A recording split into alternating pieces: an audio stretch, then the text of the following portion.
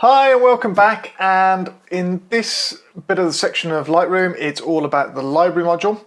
There was an overview one which will be here somewhere, and there'll be a future one which is the develop module, but this is just about the library module. I'm going to go over the screen, tell you what all the different options are so you can see really, because it's things you need to know, especially if you're just getting into Lightroom. There might be a few bits you pick up if you already know Lightroom, but probably not. I'm just saying. I think you will have learned it by now.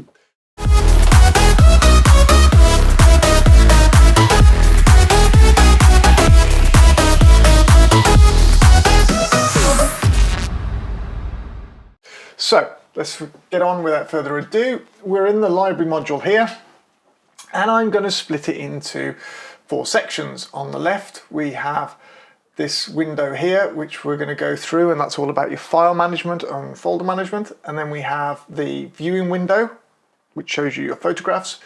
On the right hand side we have some settings that we can change, and on the bottom we have our thumbnails of all our images.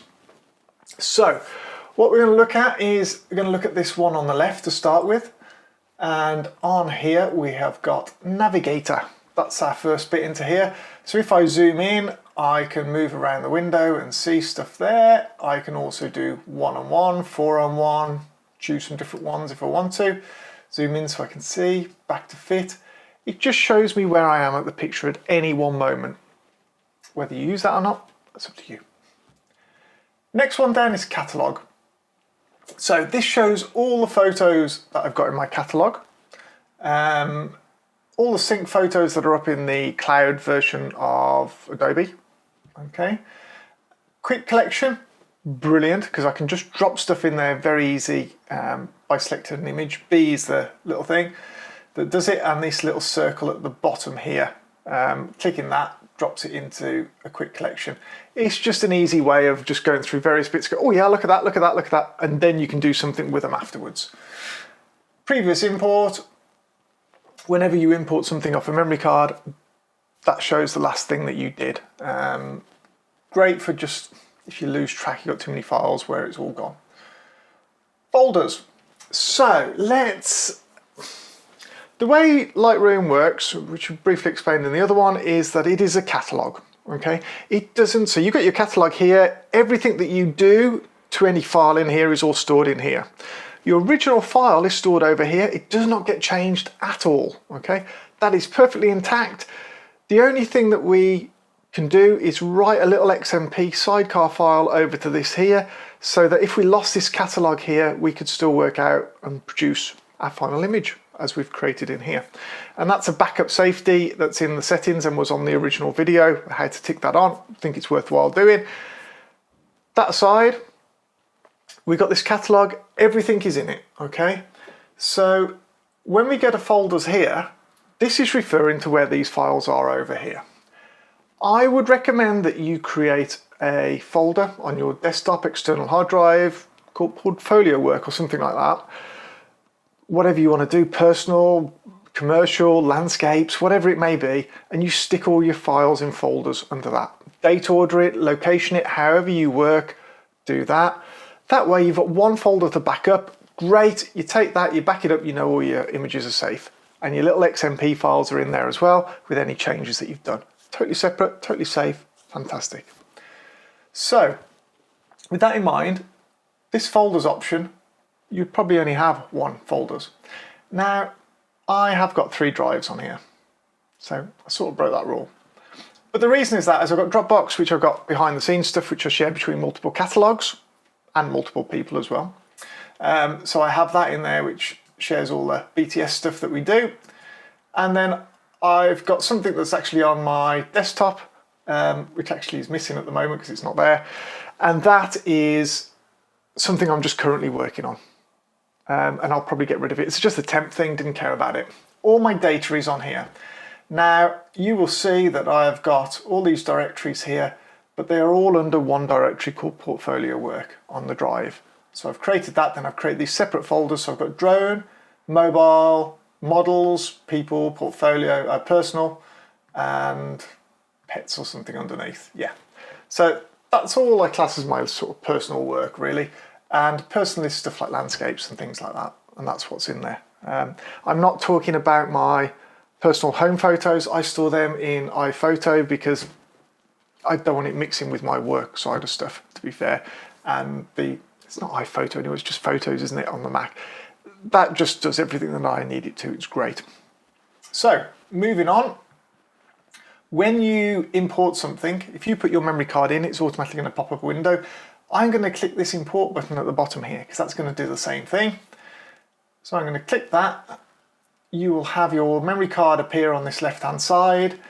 You will see all the images. You can select which ones you want, all of them, none of them. It will check which ones are already in your library and won't automatically tick those because you've already got them. Down the right hand side here, we've got a few options. These are set as default. Build previews is minimum.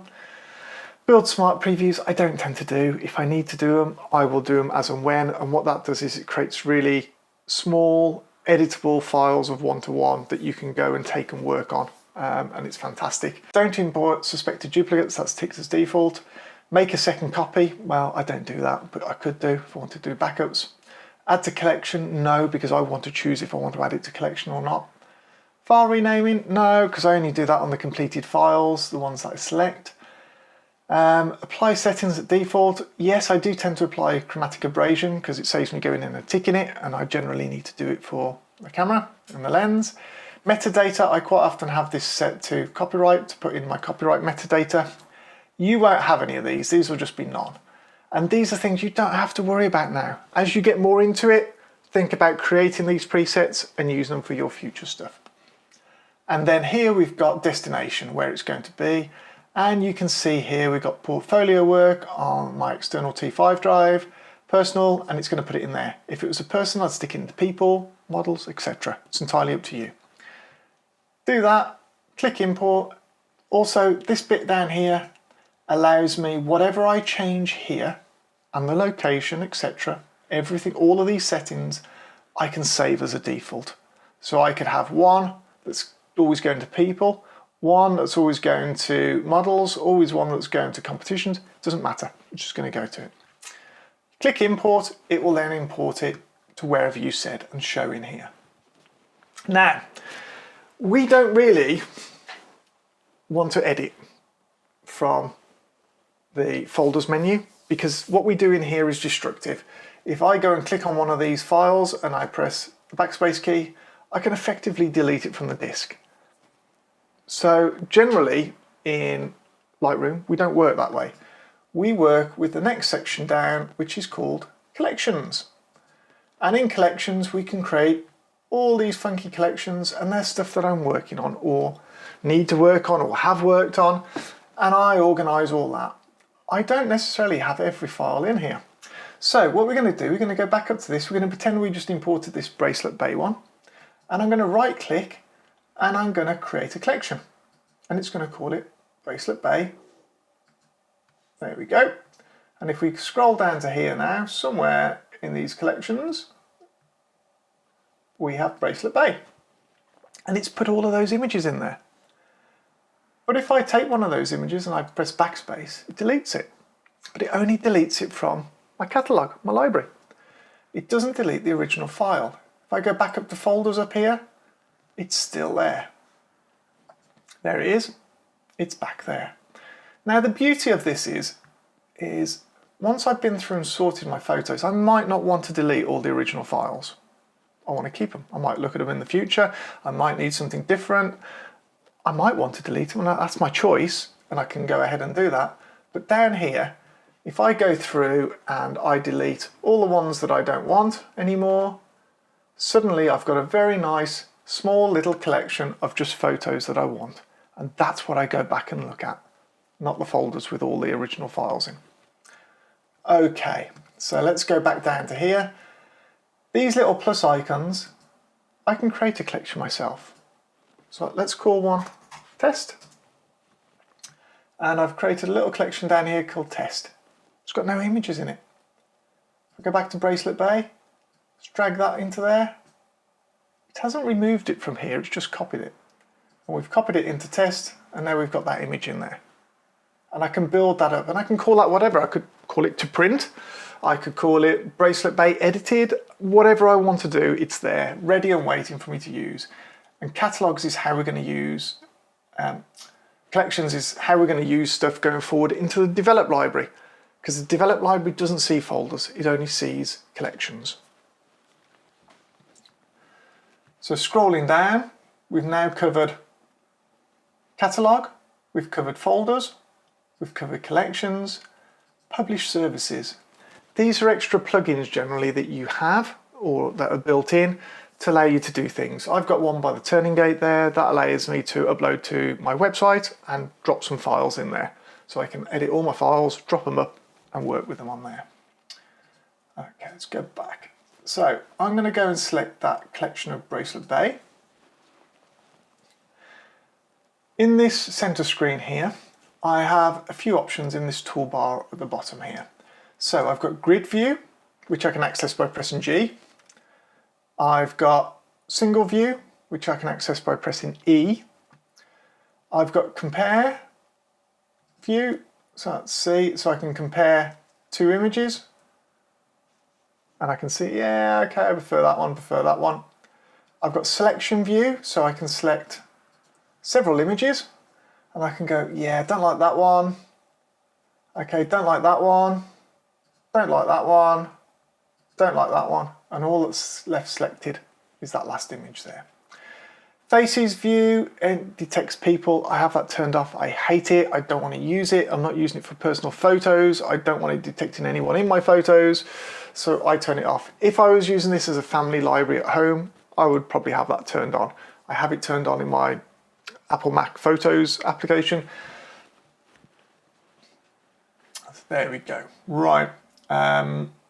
What else we got down the bottom here? So we got different modes for sorting. So we can sort by file name, we can sort by flags, all sorts of stuff. I tend to keep all that turned off, and there's a reason for that. I'll come back to that in a minute. In fact, that just navigates from back and forth, but my arrow keys do that. So I tend to keep that off as well. Don't know why that's on there. Right hand side, this is the library. So we've got our histogram, we've got some quick develop tools. So I could quickly up the exposure and see if that image is worth looking at. I could just click auto if I wanted to. I don't like these tools on here at all, but they're there. I don't use them. You might. It's whatever works for you. Keywording allows me to put keywords in. If I'm using keywords in my library so I can find stuff really easy afterwards, or I've got smart collections. So in this collections over here, I can actually add a smart collection. And I can say if the rating is such and such, if the keyword is this, that and the other, and I can build up a brilliant library. I don't work that way. I don't have the time. I'm not interested. I probably should, but I don't. And that's what the keywording is there. And you've got a keyword list as well of stuff where you can sort of see I've done certain stuff in the past, but not a lot. And then we've got metadata, which is probably the most important thing on this screen. And this allows me to go in and alter the metadata of this image. So I can change the title, I can change the caption, which would appear as an alt tag on your website, for instance. And then once I've done that, I can actually change the file name and change it. So if I put, this is Bracelet Bay, portrait, it's in portrait mode. I have got presets set up, and you can create your own and do all sorts of fancy things, and you can see it's going to change the file name to TL, the date it was taken, the name that I've just given it in title, and a 001. You don't have to have the 001 or anything else, and that's rename that file, and that physically renames the actual file up here. So it is changing it, but it's not changing the contents, just the file name. That's great because when I come to export, I keep that, I can find the original and I can find the exported one as well. Rather than just changing the file name on the exported stuff, I find it there. So that's worth noting. Down here, you've got all sorts of different EXIF and IPTC fields, and you can fill those into your heart's content. And once you've done one, you can actually edit presets and you can create a preset. So it does it every single time. I do a copyright one, puts all my copyright information in. You can do whatever you want. Just have a little play with that. It's really quite nice. You got auto sync tools, because obviously we can select multiples and I can have it sync across at the same time if I want to, or it can be selective in the sync. It's entirely up to you. Down here we have our list of images, and I can show all the ones that have just got a little tag to say yes, picked. You can use one that's got none or rejected. Any that have had settings done or not settings, any on the ratings, any on the color labels. And this is the beauty of the library mode. So let's go back to that first image, and we have the option of flagging these images. And that's what I'm going to do in library mode. I'm going to go through and sort my images and decide whether I want them or whether I want to reject them. So in here, we had this little bit here, and I turned them all off at the time because we weren't ready to talk about it. But I can turn on flagging, I can turn on rating, I can turn on color label, I can turn on rotate as well, and navigate. Navigate is just going to do my cursor keys left and right. Rotate is actually going to rotate the picture around in case it was done the wrong way for any reason. So that's quite useful to keep on. But these, so if I like that image, I can pick it.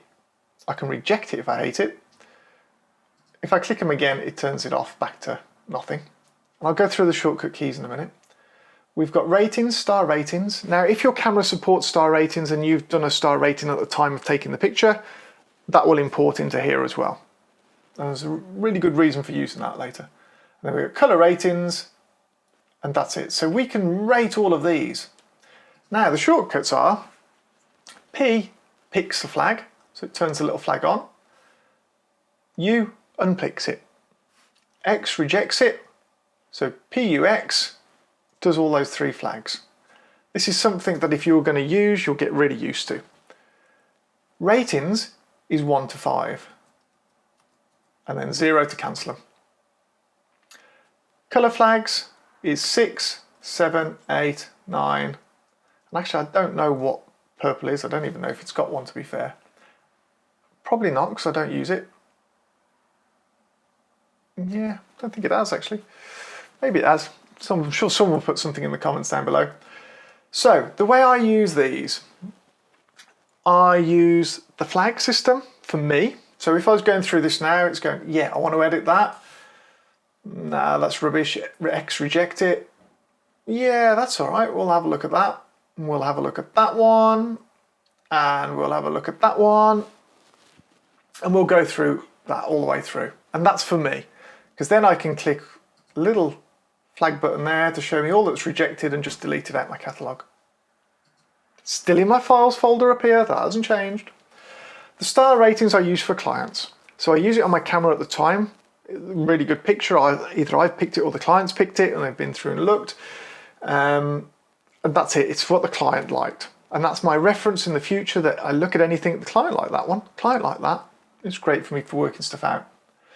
The colour labels, I tend to use yellow and green, and that's generally it. Yellow is I need to edit it, green means I've edited it. So, because you can have multiple pictures of stackings and take it off into Photoshop and things like that, that's what I do. I use, if I look at an image and it's not got green as well as a yellow, or it's not green full stop, that's it. It needs editing. So that's my little system onto that really. And that's your little filters across the bottom there. So I can show all the images that are green, for instance, and it's just going to show that one image, and that's it. So that is basically the library mode in its simplest form. It's just an overview. It's a way of managing your photos. It's not designed for editing your photos. It's just a library management system, and it is probably the best library management system out there. And I wish other people had even got something similar to that, because there's a lot that frustrates me about Adobe and their practices, but you know what? This is good. It's really good. So it's worth getting into. It's a great way for culling photos, going through them and sorting everything out. That's the library module. The next module is all about the develop, and that's how you edit your photos. I hope you like that. If you've got any comments, put them down below. You got any questions that wasn't covered in that, or you wanted something explaining that isn't in one of the other videos, then put it down there. Thumbs up would be fantastic. I'd really appreciate it. It does help. Subscribe for any future bits. Look forward to seeing you on the next one.